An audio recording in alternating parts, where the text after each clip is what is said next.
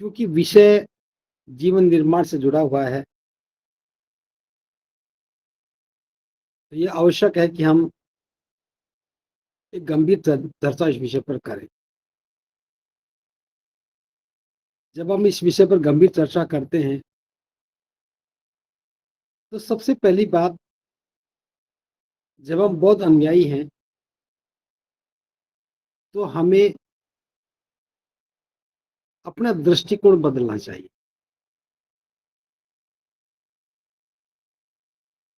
जब तक हम अपना दृष्टिकोण नहीं बदलेंगे, थोड़ा धीमी आवाज में बात कर, जब तक हम अपना दृष्टिकोण नहीं बदलेंगे, तब तक हमें धम्म का सही उपयोग समझ में नहीं आएगा। अभी तक बहुत सारे लोग धम्म को प्रतिस्पर्धा के रूप में देखते हैं। जैसे कहीं कोई जुल्म की घटना हो गई, न्याय नहीं मिल रहा है, तो आक्रोश में आकर के कुछ लोग धर्म बदलने की बात करते हैं। तो ये सही स्वरूप नहीं है धम्म को स्वीकार करने का। कई बार सरकार मांगे नहीं मानती है, तो लोग घोषणा कर देते हैं कि हम धर्म बदल रहे हैं। ये सही स्वरूप नहीं है। जब हम बौद्ध धर्म की बात करते हैं, तो विशेष रूप से हम इस बात को समझना चाहिए, बौद्ध धर्म की धर्म से तुलना नहीं करनी चाहिए। बौद्ध धर्म एक मार्ग है, कल्याण का मार्ग है। स्वयं का कल्याण करना है और अनंत लोगों का भी कल्याण करना है। तो जब तक हम इस धम्म के स्वरूप को समझेंगे नहीं, हम इसे स्वीकार किस रूप में करेंगे? कई बार देखने में आता है कि कोई व्यक्ति बौद्ध तो बन जाता है, बौद्ध बनने के बाद भी वो अपनी पुरानी परंपराओं से, पुराने रिवाजों से और पुरानी अवधारणाओं से बाहर नहीं निकलता है। अब बाहर नहीं निकलता है तो क्या करता है? वो बुद्ध को ही ईश्वर मान लेता है। वह कर्मकांडों को बौद्ध रीति से करने लग जाता है। उदाहरण के लिए, जैसे बहुत बार हमसे लोग पूछते हैं, चर्चा करते हैं, बंटी जी हमने दिवाली नहीं मनाई, लेकिन दिवाली के दिन हमने दिए बुद्ध के आगे दिए लगाए, बाबा साहब के आगे दिए लगाए। अब आपने दिए बुद्ध के आगे जलाए या बाबा साहब के आगे जलाए, तो आपने सिर्फ चित्र बदला है, चरित्र नहीं बदला। होली पर कोई लोग कहें इस बार हमने होली होली के दिन लाल रंग नहीं लगाया, केवल नीला ही रंग लगाया, तो ये होली मनाने का ही एक रूप है। कोई कहते जी हमने शादी की, लेकिन शादी हमने बौद्ध रीति से की, फेरे नहीं करवाए, भिक्षु से शादी करवाई, केवल पुरोहित बदला है, परंपरा नहीं बदली। तो ये कब होता है? जब हम धर्म को ठीक से समझते नहीं। तो सबसे पहली बात, धर्म को स्वीकार करने के साथ साथ हमें धर्म को जीवन के लिए उपयोगिता के रूप में देखना चाहिए। जो विचार मैं मान रहा हूं, जिस मार्ग पर मैं चलने का संकल्प ले रहा हूं, बुद्धं शरणं गच्छामि और धम्मं शरणं गच्छामि के उच्चारण के साथ मैं धर्म को अंगीकार कर रहा हूं, तो मेरा जीवन धर्म के मार्ग पर चलना चाहिए। सबसे पहले ये विचार मन में आना चाहिए। और मैं धर्म की शरण इसीलिए आया हूं ताकि मैं अपने जीवन की समस्याओं के समाधान खोज सकूं, मैं अपने जीवन की समस्याओं के समाधान पा सकूं। और अंततः हमें अपनी समस्याओं से मुक्त होने के प्रयास को शुरू कर देना चाहिए। अगर कोई व्यक्ति बौद्ध बनने के बाद भी उसी प्रकार की समस्या से ग्रसित है, जिसकी उसके मन में मुक्ति की कामना थी और मुक्त नहीं हो पाया, तो मैं समझता हूँ कि उसने धम्म को समझने में गलती की होगी। वो धम्म को ठीक से अंगीकार नहीं कर पाया होगा। तो हमारे जीवन की समस्याओं का भी हम वर्गीकरण कर सकते हैं। एक ऐसी समस्या जो नितांत व्यक्तिगत है, जैसे कोई व्यक्ति शराब पीता है, जुआ खेलता है, दुराचार करता है, चोरी करता है, शीलहीनता का जो भी काम है, तो ये व्यक्तिगत समस्या है। इस समस्या से निजात कैसे पाई जाए?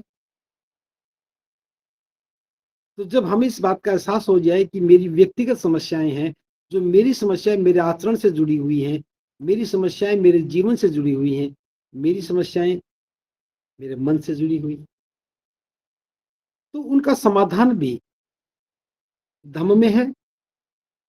मन को संकल्पित करके, शीलों का पालन करके, अष्टांगिक मार्ग का अभ्यास करके, हम जो मानसिक या बौद्धिक या हमारे चित्त में विद्यमान अभी विकारों के प्रभाव से जो हमारे जीवन में समस्याएं उत्पन्न हुई है, तो उनका समाधान धम्म में देखा जा सकता है।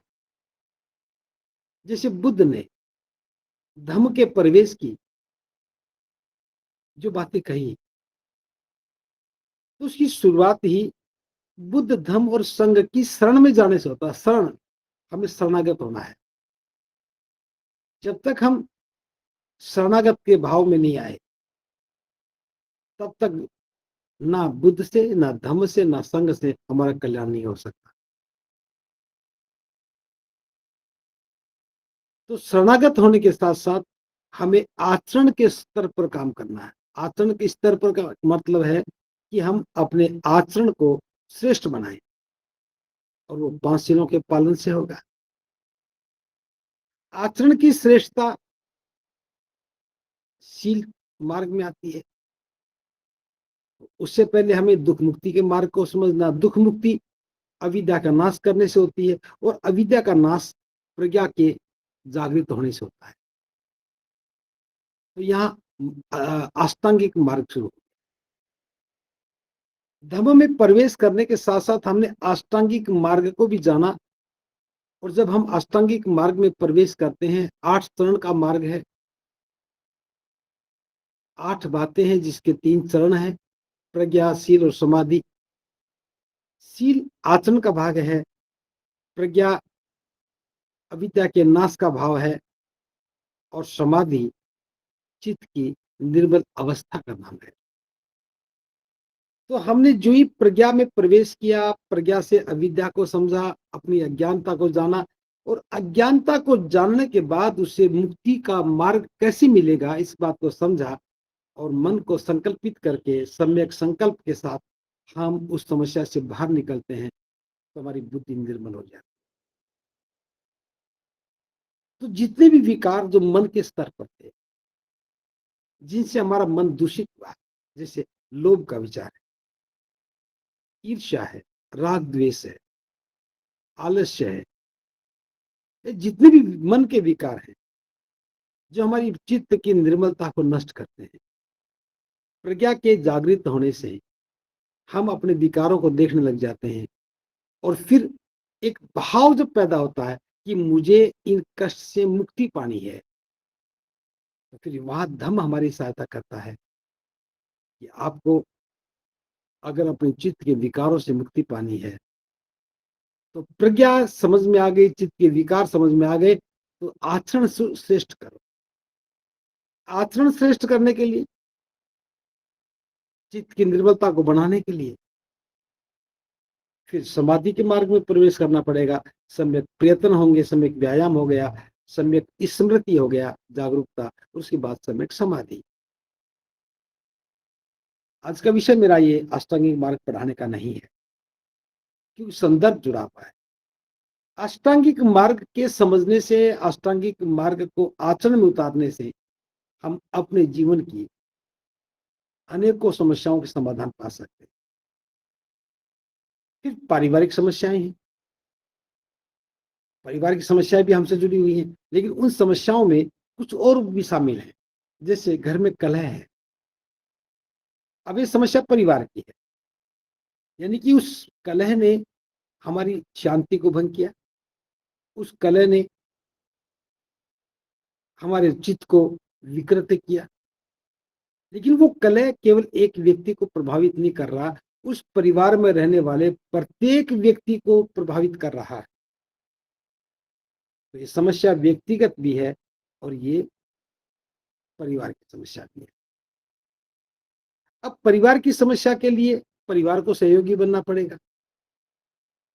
अब हमसे गलती अभी यह होती रही है कि व्यक्ति, पुरुष तो बौद्ध बन जाता है, लेकिन अक्सर महिलाएं बौद्ध नहीं बनती, उनकी संतान बौद्ध नहीं बनती, पुत्र वधु बौद्ध नहीं बनती, पुत्र बौद्ध नहीं बना, बेटा बौद्ध नहीं बना, पुत्र वधु बौद्ध नहीं बनी। अब व्यक्ति तो बौद्ध है और उसकी जीवन संगिनी सहयोगी नहीं है,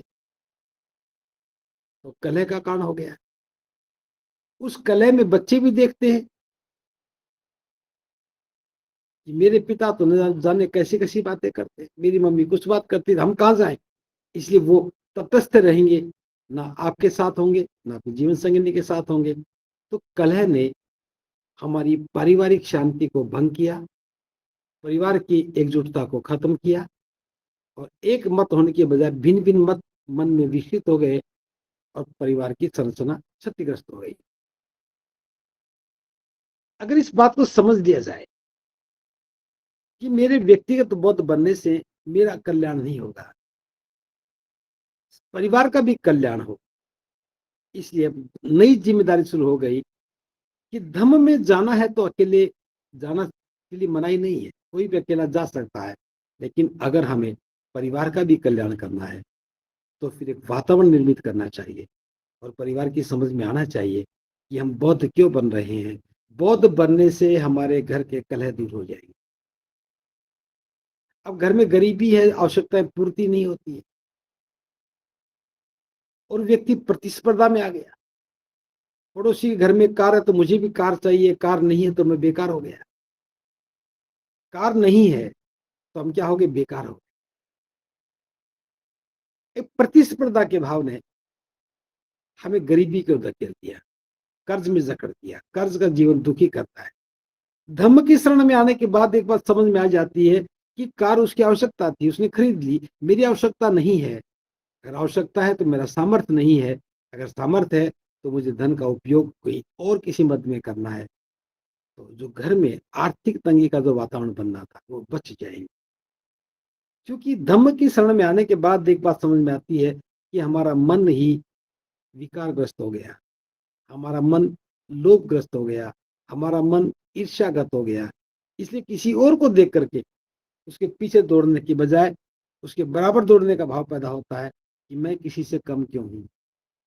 उसने बड़ा मकान बनाया तो मैं भी बड़ा बनाऊंगा, उसके पास बड़ी गाड़ी तो मैं भी बड़ी गाड़ी लूंगा, उसने नई ली तो मैं भी नई खरीदूंगा, उसके घर में एक गाड़ी है तो मैं दो ले लूंगा। अब ये पारिवारिक शांति को बाधित करते हैं। समस्याओं के तीसरे स्वरूप में अगर हम जाते हैं तो सामाजिक समस्याएं हैं, जैसे जातिगत उत्पीड़न है। अब जाति के नाम पर किसी एक व्यक्ति का भी उत्पीड़न होता है तो सूचना मिलती है तो उस फीलिंग से हमारी संवेदनाएं बड़ी आघात पहुंचता है संवेदनाओं कि उत्पीड़न ने मेरे सजातीय भाई के साथ जुल्म हुआ। ये भाव हमें भाव विभोर कर देता है। लेकिन हम देखते हैं कि जब जाति का पता लगता है कि जिसके साथ उत्पीड़न हुआ था वो मेरी जाति का नहीं किसी और जाति का था, तो हमें थोड़ी राहत मिलती है। बात तो गलत है लेकिन चलो अच्छा है कि वो मेरी जाति का नहीं।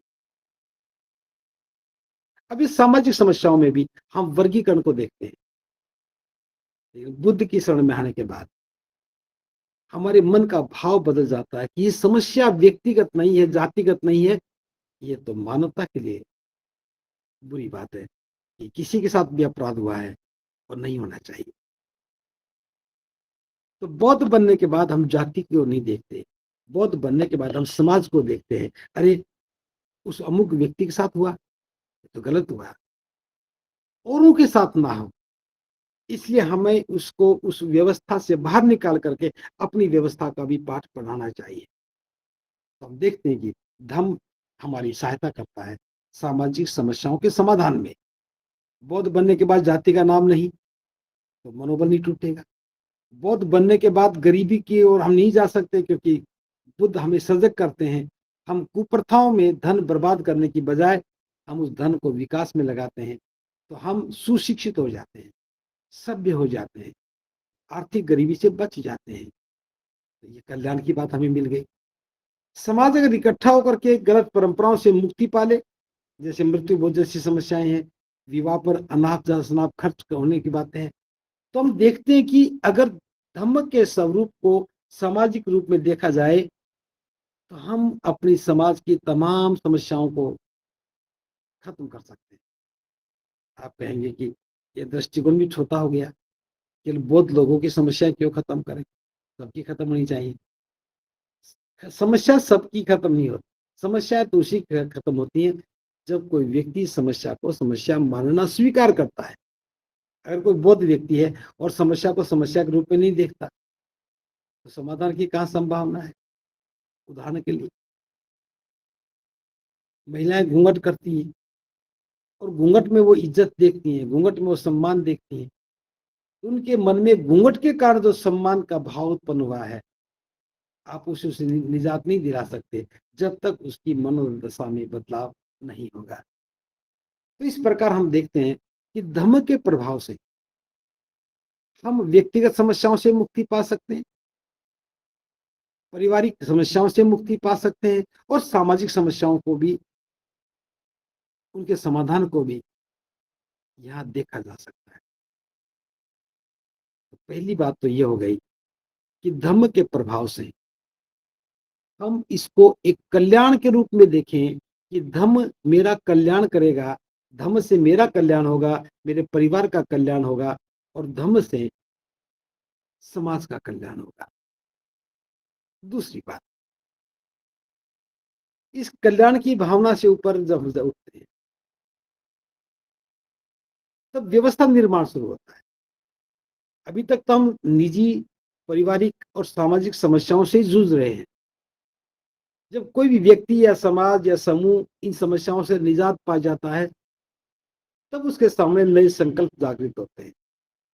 कल्याण के कल्याण के संकल्प, कि मेरा भला तो हो गया, और लोगों का भला होना चाहिए, सबको शिक्षा मिलनी चाहिए। चलो एक स्कूल की शुरुआत करते हैं, सबका आचरण श्रेष्ठ बनना चाहिए। चलो धम्मा टीचिंग शुरू करते हैं, सबको कल्याण का मार्ग मिलना चाहिए, दुख मुक्ति का मार्ग मिलना चाहिए। चलो धम्म प्रचार की योजना बनाते हैं। ये भी स्कूलिंग है। स्कूलिंग का अर्थ ये नहीं कि बच्चे बस्ता लेकर के सुबह घंटी बजी है, स्कूल में चले गए, दोपहर के बाद छुट्टी हो रहा, वापस आए। स्कूलिंग का मतलब है जहां हम सीख सके। तो हम समाज को सिखाने के लिए भी एक व्यवस्था बना सकते हैं। बुद्ध विहार एक व्यवस्था निर्माण का हिस्सा है, प्रचारक एक व्यवस्था निर्माण का हिस्सा है, भिक्षु लोगों के जीवन को श्रेष्ठ बनाने के लिए, कल्याणकारी मार्ग पर चलने की प्रेरणा देने के लिए एक मजबूत आधार है।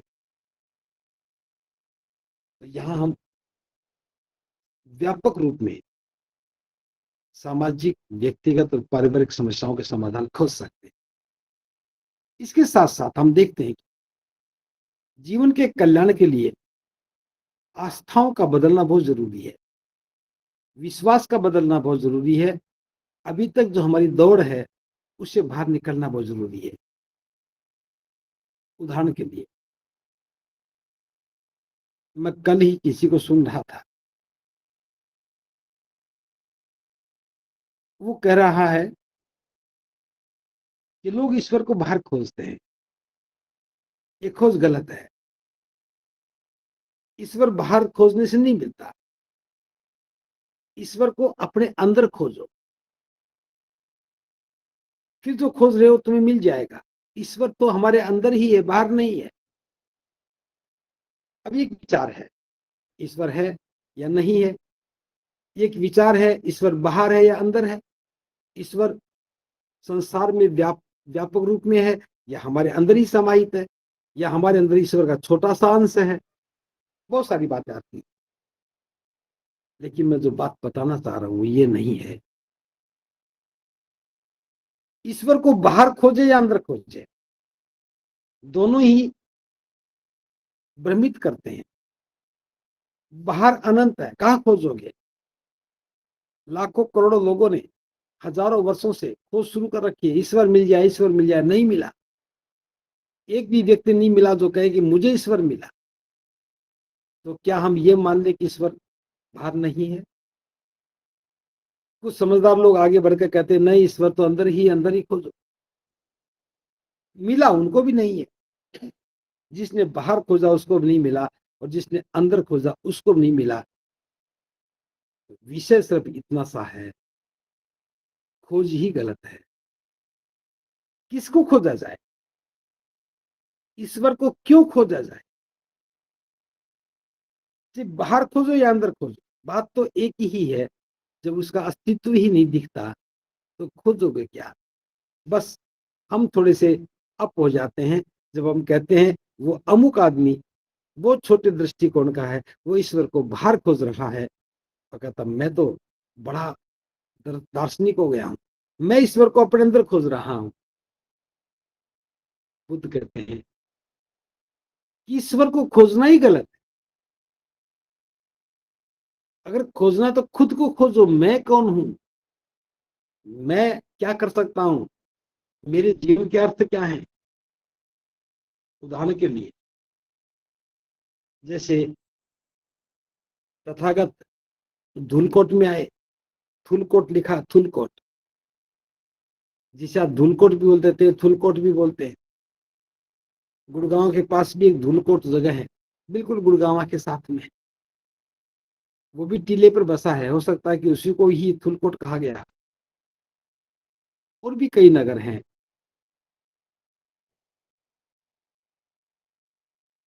तो जो वहां की घटना है, बुद्ध ने देशना दी।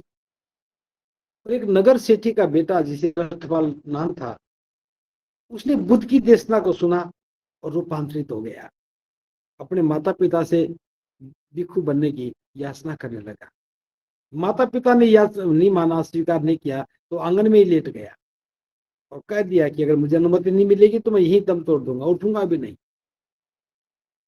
तो अनेकों लोगों ने समझाया, रटपाल के मित्र आए, उनके माता पिता को समझाया तो अनुमति मिल गई और वो भिक्षु बन गया।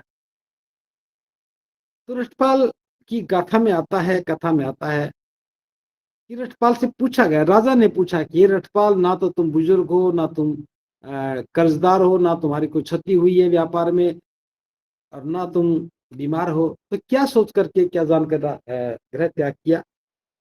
क्योंकि सन्यासी तो वृद्ध अवस्था में बनते हैं, या कोई बड़ा घाटा हो जाए तब बनते हैं, या बीमारी की अवस्था में बनते हैं, या कोई कलह की अवस्था में बनते हैं। तो रटपाल कहता है कि मैं ना तो गरीबी से बना हूं, ना कलह से बना हूं, ना मेरी कोई क्षति हुई है, ना कोई सगा संबंधी से विचलन हुआ है। मैंने तो एक बात जान ली कि दुनिया का कोई रचयिता नहीं है, कोई किसी का स्वामी नहीं है। मृत्यु के बाद कुछ भी साथ नहीं जाना है।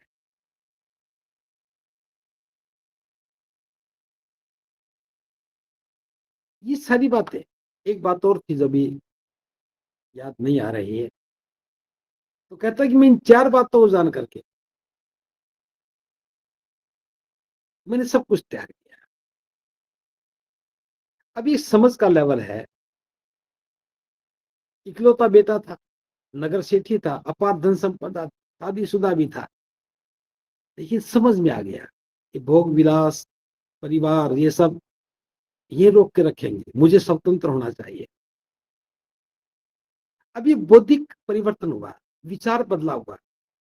और रटपाल ने, जिसको हम सुख मानते हैं, धन संग्रह करना, धन का सुख, परिवार का सुख, उसने क्या देखा? जीवन का सुख। भोग विलास में जीवन नहीं है, मुझे भिक्षु बन करके अपना कल्याण करना और अनंत लोगों का कल्याण करना है। रक्षपाल भी एक पात्र बन गया।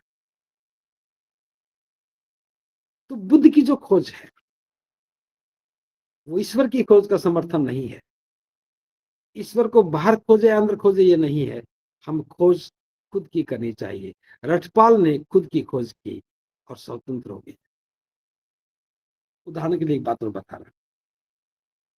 जैसे हम बचपन से सुनते आते हैं कि कोई स्वर्ग में गया, कोई नरक में गया, स्वर्ग में सुख मिलता है, नरक में दुख मिलता है। आप चाहे स्वर्ग की बात करें या नरक में जाने की बात करें, तो दो ही बात मन में है, या तो लोभ है या डर है। लोभ है तो स्वर्ग की कामना शुरू हो गई, और डर है तो नरक की कामना में है। बुद्ध कहते हैं कि कुशल कर्मों के संपादन से हमें स्वर्ग नरक की बात करनी नहीं है, कुशल कर्म करने चाहिए, ताकि कुशल कर्मों के प्रभाव से हम अपने जीवन को यही श्रेष्ठ बना सके, अपने जीवन को सुंदर बना सके। अगर कुशल कर्म करेंगे तो जीवन श्रेष्ठ हो जाएगा, या कुशल कर्म करेंगे तो जीवन दुखी हो जाएगा। तो सुख और दुख ईश्वर की खोज में समाहित नहीं है। मरने के बाद स्वर्ग मिलेगा नरक मिलेगा इस विचार से मुक्ति हो जाती है। क्या होगा कि मैं कुशल कर्म करूंगा तो मैं सुखी रहूंगा, अकुशल कर्म करूंगा तो मैं दुखी रहूंगा। तो ये खोज के परिणाम है। तो बुद्ध ने ईश्वर की खोज की बात नहीं की, तो हम भी उस चक्रव्यूह से बाहर निकल जाते हैं। धर्म हमारी सहायता करता है कि हम चक्रव्यूह से बाहर निकलें। तीसरा बिंदु, हमें अपने दृष्टिकोण को मानवीय आधार पर ले जाना चाहिए। जैसे अभी तक हम एक लेवल पर तो आ गए कि कोई भेदभाव नहीं होना चाहिए, कोई छोटा बड़ा नहीं बनना चाहिए, हम किसी को छोटा नहीं माने, किसी को बड़ा ना माने। जब हम किसी को छोटा मानते हैं, किसी को उसको बेहतर बनाना चाहिए। उदाहरण के लिए मैं बात कर रहा हूं, जैसे आज हम इस बात को स्वीकार करते हैं कि भेदभाव नहीं होना चाहिए, इंसान इंसान में भेद नहीं होना चाहिए। कुछ फॉरवर्ड सोच के लोग कहेंगे कि मनुष्य मतलब महिला पुरुष में भेद नहीं होना चाहिए, यहां तक तो स्वीकार्य है। लेकिन क्या मन में विचार नहीं आ सकता किसी के प्रति भी भेद नहीं होना चाहिए? एक छोटी समस्या की ओर मैं अपना ध्यान आकर्षित कर रहा हूं। आपने देखा होगा कि जहां रेड लाइट पर या भीड़ भाड़ वाले क्षेत्र में या विवाह शादी के अवसर पर किन्नर लोग आ जाते हैं। किन्नर वो कौन है? वो भी इंसान है। उनको देखते ही सभी लोगों की धारणाएं बदल जाती हैं। कोई उनके साथ मजाक करेगा, कोई उन पर व्यंग कसेगा, कोई उन पर पपतियां कसेगा। और मैं देख रहा हूं, जब तक समझ नहीं थी तब तक अलग बात थी, लेकिन आज मैं देखता हूं कि किसी भी उम्र का व्यक्ति है वो किन्नर को एक इंसान के रूप में स्वीकार नहीं कर पा रहा।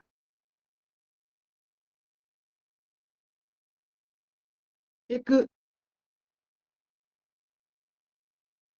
प्रकृति ने जिसको जिस रूप में पैदा किया, हम कौन होते हैं उसके स्वरूप को स्वीकार करना और नकार करने का साहस करें। वो भी इंसान है, केवल एक छोटे से आधार पर हम कितना डिस्क्रिमिनेट करते हैं। एक बार मेरे मन में ख्याल आया कि मैं, जैसे पहले मन में आता था भी, जो किन्नर मांगते हैं हम उनको क्यों दें, हट्टे कट्टे कमा सकते। समझ नहीं थी, समझ नहीं पाया। तो बाद में मुझे किसी से वार्तालाप करते समय ये बात समझ में आई कि ये इसलिए मांगते हैं कि इन्हें कोई रोजगार नहीं देता, इन्हें कोई काम पर ही नहीं लगाता। और जब किसी एक समुदाय विशेष को अगर हम रोजगार से वंचित कर देंगे उनके अधिकारों से वंचित कर देंगे, तो उन्हें फिर आजीविका के लिए इस प्रकार के पेशे अपनाने पड़ते हैं। और जिसके साथ बचपन से ही भेद होना शुरू हो जाता है, वो बचपन से व्यंग सुनने लग जाता है, तो फिर वो भी अपने जीवन में निर्लजता की सीमाओं को पार कर जाता है। हम अपने मन में एक छवि बना करके किन्नर के साथ जो भेदभाव करते हैं, वो अमानवीय है। तो जो लोग बौद्ध बने हैं, उन्हें मानवीय दृष्टिकोण के साथ उन्हें स्वीकार करना चाहिए। प्रकृति ने उनके साथ अन्याय किया, हम अन्याय क्यों करें? क्या कोई किन्नर हमारा मित्र नहीं हो सकता? क्या कोई किन्नर हमारे घर में चाय के लिए नहीं आ सकता? क्या किसी किन्नर को हम रोजगार या कारोबार के लिए प्रेरित नहीं कर सकते? वो एक व्यवस्था इसलिए अलग बन गई क्योंकि हमने समाज से उसको अलग कर लिया। मैं एक आगरा की घटना बता रहा हूं। आगरा में रहते मेरी मुलाकात एक किन्नर से हुई। वो लड़की थी, उसके मन में अपने परिवार के प्रति, पड़ोस के प्रति इतनी घृणा थी। उसने कहा बचपन से मेरे साथ इतना अन्याय किया परिवार के लोगों ने, अंततः जवानी में कदम रखते ही उसे किन्नरों की शरण में जाना, और वो एक अलग समूह है। किस प्रकार की मानसिक प्रताड़नाओं से गुजरना पड़ता है, और अंततः उस व्यवस्था को स्वीकार कर लेते हैं। ऐसा हमारे साथ हुआ कि जो समाज के समझदार लोग थे, उन्होंने हमें पशुत्व बना दिया। लेकिन बौद्ध बनने के बाद हमारे मन में भाव जगना चाहिए कि हम किसी के साथ अन्याय ना करें। अगर कोई किन्नर मिलता है तो उसे एक मनुष्य के रूप में देख करके उसके प्रति हमारे मन में करुणा का भाव होना चाहिए। हम कोई बहुत बड़ा धन का दान नहीं करते हैं, थोड़ा सा भी अंश दान करते हैं, तो हम उसकी मानवीय आवश्यकताओं की पूर्ति में सहायक बनते हैं।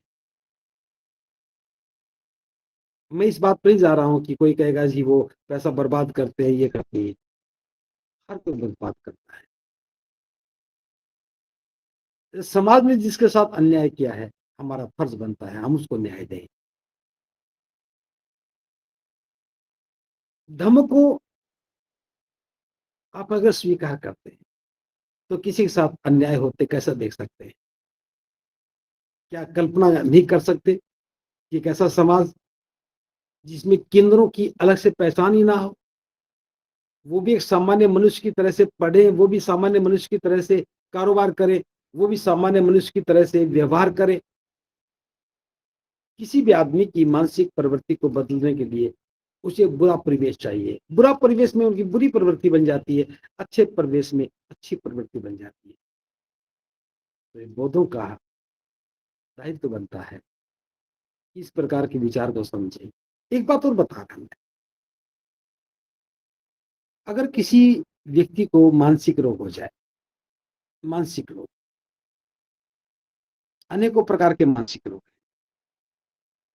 तो व्यक्ति छुपाता है। क्यों छुपाता है? क्या कोई रोग छुपाने से उसका इलाज संभव है?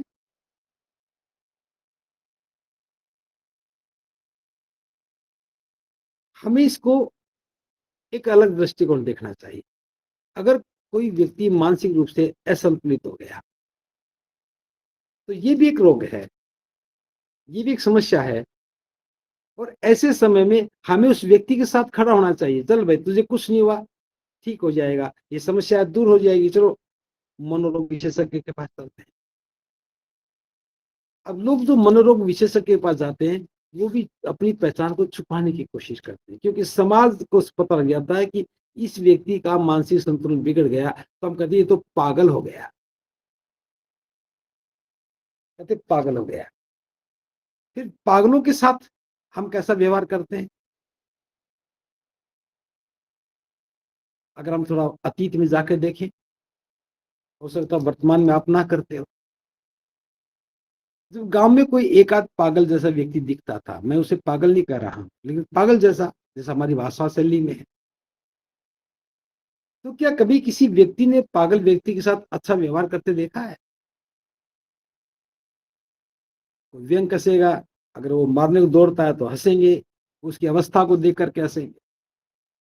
तो कई बार लगता है कि पागल एक व्यक्ति नहीं हुआ, उस एक व्यक्ति ने हमारे मन के पागलपन को उजागर कर दिया।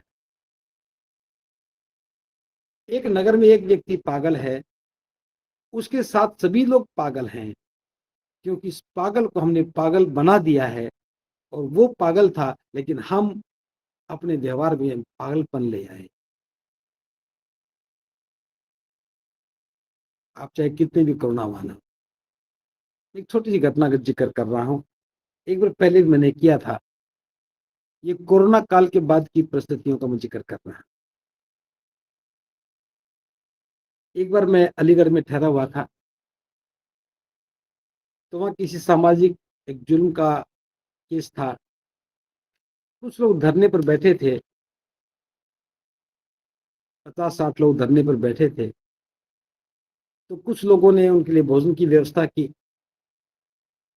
मेरे पास भी बात आई, मुझे पता लगा कि वहाँ कुछ लोग धरने पर बैठे हैं, हमें भी सहायता करनी चाहिए। तो हमने भी बुद्ध विहार की ओर से कहा कि सुबह का खाना हम भिजवा देंगे। हमने जल्दी जल्दी सुबह खाना तैयार किया। खाना तैयार हो रहा था और मैं बिहार के बाहर खड़ा था। तो मैंने देखा कि एक व्यक्ति, जो सामान्य व्यवहार में हम समझ सकते हैं, पागल जैसा लग रहा था। बहुत सारे कपड़े पहन रखे थे, फटा हुआ एक चादर ही डाल रखी थी, एक पोटली ले रखी थी, पॉलिथीन में पता नहीं क्या क्या भर रखा था। मन स्थिति मेरी उस समय ठीक थी। मैंने उससे पूछा कि खाना खाओगे? उसने हामी सिर हिलाया। तुरंत मैं खाना लेके आया और उसको थाली में दिया। तो उसके पास वैसा ही टेढ़ा मेढ़ा सा एक छोटा सा बर्तन था, उसमें डाल। मैंने मना किया, लेकिन उसने उसी में डाल दिया। और वो जल्दी जल्दी खाने लगा। मैंने कहा पहले हाथ धो लो, उसने हाथ नहीं धोए, जल्दी जल्दी खाने लगा। ऐसा लग रहा है जैसे उसे कई दिन से भूख लगी हो। फिर मैंने पूछा और दे? उसने और लिया। जब मैं और लेके आया तो उसने उठा करके सारा, और एक पॉलीथीन बहुत सारी थी उसके पास, उसमें डाला, चलने लगा। मैं उस समय एक चीज का जो मूल्यांकन कर रहा था, आपसे साझा कर रहा हूं। वो एक व्यक्ति मानसिक रूप से विक्षिप्त था। हम में से कितने लोग हैं जो इस प्रकार की मानसिक अवस्था के व्यक्ति को भोजन के लिए पूछ ले, उसकी मन की स्थिति को ठीक करने के लिए पूछ ले? क्या ये हमारा दायित्व नहीं बनता कि उस व्यक्ति के साथ एक सहानुभूति के साथ, करुणा मैत्री के व्यवहार के साथ हम वार्तालाप करें? पलवल में मणि कुमार ने इस प्रकार के मानसिक रूप से विक्षिप्त लोगों को बातचीत करके उनके घर तक पहुंचाने का प्रयास किया, और कई लोगों घर पहुंचा पाए। मैं साधुवाद ज्ञापित करता हूं उनके इस काम के लिए। तो अगर हम धम्म के स्वरूप को ठीक से समझ लें और अपना करुणा और मानवीय दृष्टिकोण को आगे बढ़ाएं, तो हम समाज में जितनी भी बुरी प्रवृत्ति के लोग हैं, चाहे शराबी है, चाहे जुआरी है, चाहे दुराचारी है, नशाखोर है, या यूं कहें कि जिसे जुआ खेलने लत लगी हुई है, जिनको हे दृष्टि से देखा जा रहा है, मैं ये तो नहीं कहता कि हम उनका पूरी तरह कल्याण कर सकते, लेकिन उनके कल्याण के लिए एक प्रयास तो किया जा सकता है। तो धम्म के स्वरूप को अब हमें कल्याण के रूप में देखना चाहिए। और अगले विषय पर बात करते हुए बात कर रहा हूं। हम सभी लोग समझदार हैं। बचपन में जब हम थे, खाना खाते समय हाथ धोने का रिवाज नहीं था, नहीं धोते थे। पढ़ाई लिखाई के बाद समझ में आया कि हाथ धोना चाहिए। और कोरोना के बाद तो सभी को पता लग गया कि साबुन से हाथ धोना चाहिए। खैर, ये विकास के कदम हैं। लेकिन आज तक हम कितने भी शिक्षित हो गए, सुशिक्षित हो गए, सभ्य हो गए, डिस्टिल वाटर की बोतल खरीद करके पानी पीने को लोग सिविलाइज कैटेगरी मानने लग गए। लेकिन आज तक हम ये नहीं सीख पाए कि जिस अच्छे पानी के लिए हम पैसा दे रहे हैं, उसको बिगाड़ा किसने है। नदियां तो बहुत स्वच्छ थी, निर्मल थी। जब हम हिमाचल प्रदेश में जाते हैं तो देखते हैं कि नदियां बहुत सुंदर हैं, स्वच्छ है पानी की। हम भी एक बार टूर लेकर के गए थे, तो नदी के पानी में से पानी देकर खाना बनाया। बहती हुई नदी के पानी में से पानी लेकर के खाना बनाया। लेकिन वही नदी जब हरियाणा में प्रवेश करती है, उसका पानी काला हो जाता है, दुर्गंध वाला हो जाता है। दिल्ली देश की राजधानी, सभी सिविलाइज लोग रहते हैं। अब देश की राजधानी का जितना भी सीवरेज का पानी है, सब नदी में जा रहा है। इंडस्ट्रीज का वेस्ट नदी में जा रहा है। और सबसे फक्र की बात यह है, उसी दिल्ली के सिविलाइज्ड लोग पहले पानी को गंदा करते हैं, फिर गंदे पानी को फिल्टर करते हैं, फिल्टर करके आरओ में से गुजारते हैं, और फिर बोतल में भर करके खुश हो जाते हैं कि हमने विकास। अगर धर्म को समझते हैं तो पर्यावरण समझ में आता है। ये पानी स्वच्छ रहना चाहिए, साफ करने की आवश्यकता ही नहीं होगी अगर हम गंदगी फैलाना बंद करते हैं। करोड़ों रुपया बच सकता है। जो इंसेक्टिसाइड, पेस्टिसाइड के नाम पर हम जो जहर खा रहे हैं, उससे मुक्ति मिल सकती है। आज असंख्य लोग कैंसर के शिकार हो रहे हैं। ये खान पान में इंसेक्टिसाइड, पेस्टिसाइड का प्रभाव है। दूध में मिलावट करके, पनीर में मिलावट करके जो हम सम्मान का भोजन के रूप में देख रहे हैं, ये जीवन को नष्ट करने वाला है। अगर धम्म की शरण में आकर के हम देख रहे हैं कि मेरे व्यापार से, मेरे कारोबार से, मेरे थोड़े से लोग से मानवता को खतरा पैदा हो रहा है, पर्यावरण को खतरा पैदा हो रहा है, जीवन में महामारियां की ओर जा रहा है। हम सबका कल्याण करने, हम कहते हैं सभ्य सत्ता सुखी हों तू, सभ्य हों तू सखे। सबका मंगल कैसे होगा जब हम अपने पर्यावरण को दुरुस्त रखेंगे, जब हम दूसरों के उपयोग में आने वाली वस्तुओं को मिलावट से मुक्त करेंगे, जब हम अपने स्वास्थ्य को लेकर के गंभीर हो जाएंगे, दूसरा भी कोई बीमार ना हो इसका ख्याल करेंगे, तो मैं समझता हूँ हमारे सामने एक नया दृष्टिकोण उभर के आएगा, और वो एक नए समाज का निर्माण करेगा धर्म के प्रभाव से। अगर धर्म को हम इस रूप में देखेंगे तो निश्चित रूप से हम एक सुंदर समाज बना सकते हैं। तो मैं समझता हूँ समय सीमा में रह करके इस विषय को आपके बीच में रखा है, आप ठीक से समझ पाए होंगे। सबका मंगल भवतु सब, भवतु सब, भवतु सब।